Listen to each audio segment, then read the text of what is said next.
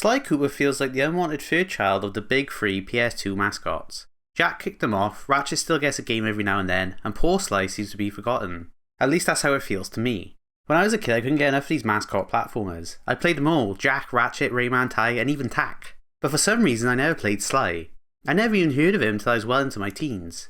This is my first time playing the Sly games, so there will be no nostalgia bias. So after all these years, does Sly Cooper steal the show? Released in 2002 and developed by one of my favourite devs, Sucker Punch. You play as Sly as he hunts down his parents' killers, the Fiendish Five, and recover a family heirloom, the Thievius Raccoonus, with the help from his best friends Bentley and Murray. The story setup is easily the darkest of the big three. Sly wants revenge and his goals are selfish, very suitable considering he's a thief. There is no world that needs saving, just bad guys that need robbing. This does set Sly apart from the other platformers. It gives the impression this is going to be a more character-driven story. There is a strong theme of legacy here. The Thievius Raccoonus is given to all members of the Cooper family. It's filled with their stories and tips of how to become a better thief. It is cute seeing the different Coopers from different time periods. Sly clearly looks up to them and wants to live up to their legacy. I also love they stated the fact that the Coopers only steal from criminals. It's a very convenient rule. The Cooper family are basically Raccoon Robin Hoods. They're thieves, but PlayStation approved thieves. Considering the dark setup, this somehow feels like the most kiddie of the big three. This feels the most like a cartoon. Taking down each villain is split into his own episodes with their own title. Each character can be boiled down to one personality type and job. Sly is the cocky main guy, Bentley is the nerdy tech guy, and Murray is the big nervous driver. This is fine, everyone plays their role well. There just isn't much development by the end of the game. Nobody really changes or learns anything. Murray doesn't become more confident, or Sly doesn't learn revenge is wrong. The characters have to stay the same for the next episode like a cartoon. I'm hoping future games develop these characters. It's alright for the first entry, but it feels like I could have skipped this one and not missed out on anything.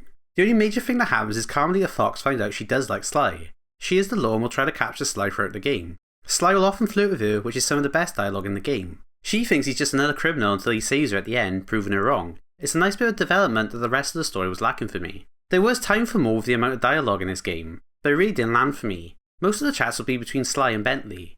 They have a good back and forth with opposite personalities. It's just not very interesting. Bentley will often over-explain everything to the player. Sly, you can probably open that door. Sly, you can climb ladders. This is fine for the tutorial levels, but it happens for the entire game. You'll stop dead in your tracks to have these chats. It really started to do my head in by the end of the game. I would have been perfectly fine if you could still play the game as he talks like in Jak and Daxter. It might have helped if I found these chats funny, but I never really did. Only a handful of jokes made me chuckle. It makes it feel like a game for little kids instead of all ages. Is this the same for the gameplay? This is what intrigued me most before playing. There is more of a focus on stealth, very unusual for mascot platformers. It is handled pretty well here. Enemies will have flashlights which clearly show their field of view. Traps like lasers or spotlights will become hazardous if you get caught in them once. You'll have to destroy the alarm to deactivate them. You're encouraged not to get caught because Sly is weaker than a wet towel. His health system is the same as Crash's. You'll die in one hit unless you have a lucky charm, which grants you one hit, or two if you have a gold one. They are fairly rare in levels. You do gain one every 100 coins you collect. This does help create tension and makes the stealth platforming more engaging. This can lead to some frustration as there is a life system, which feels very unnecessary. Every level is short enough, so getting sent back to the start when you run out of lives is just an inconvenience, rather than a meaningful punishment. It's not a deep stealth system. If you get caught, you can easily fight your way out. But as an introduction to a stealth game, it works well for younger players. The most important thing for these mascots are how they feel to move about. Sly is responsive, but he doesn't have as many fun moves to pull off as Jack or Ratchet, like Jack's long jump or roll. A lot of his platforming is automated as well. When you see glowing blue sparkles and press circle, Sly will interact with it. This will be stuff like hooks to swing on or tiny platforms he can land on. The timing is very generous for when Sly will interact. It feels like he will snap to said thing. It does make the platforming feel a bit mindless at times. You only have to hit one button.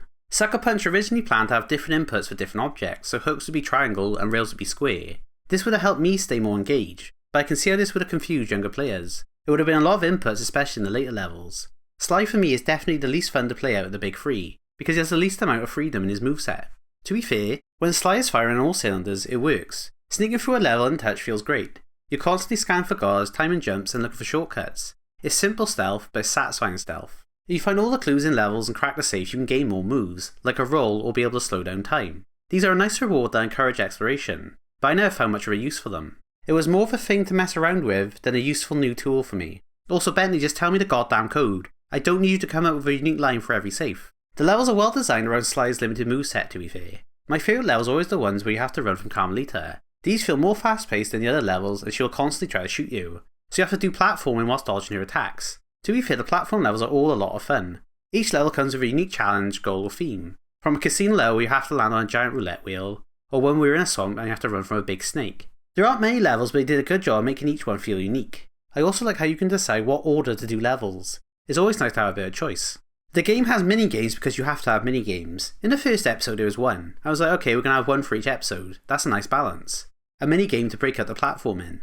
Then in the later levels it feels like the platform was there to break up the mini-games. There was way too many as the game goes on. The final episode has 5 out of the 7 levels be bloody mini-games. It's like they couldn't figure out how to make the platform more interesting and gave us mini-games instead. You got sniper sections, twin stick shooter sections, van racing, and a few more.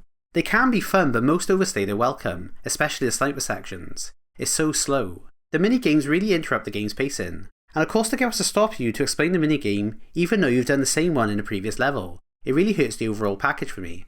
At least the bot fights are all very good. They all test the skills you have learned, and the dying one hit keeps the tension high. The final fight against Clockwork was really nerve-wracking, which made the beatdown on him incredibly satisfying. It helps all the villains have unique personality and all their voice actors went for it. Clockwork especially has a sick voice and backstory. This ties into the presentation. The cutscenes look like comic books, which I found charming. I also like how each of the villains get their own to explain their backstory, considering we don't get to spend much time with them. The comic book look is carried into the game. Everything is cel shaded and holds up incredibly well. It looks like a comic come to life. It gives the game a distinct look considering it's just our world, and it helps it stand out from Jak and Ratchet. You can see every limitation of the PS2, but somehow it still looks fantastic.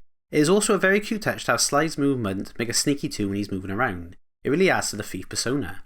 Ultimately I had fun with Sly. It's a short focused experience and a good start to a franchise, but I don't think I loved it. The mini games and the constant stopping for over explained dialogue is really dragging the game down for me.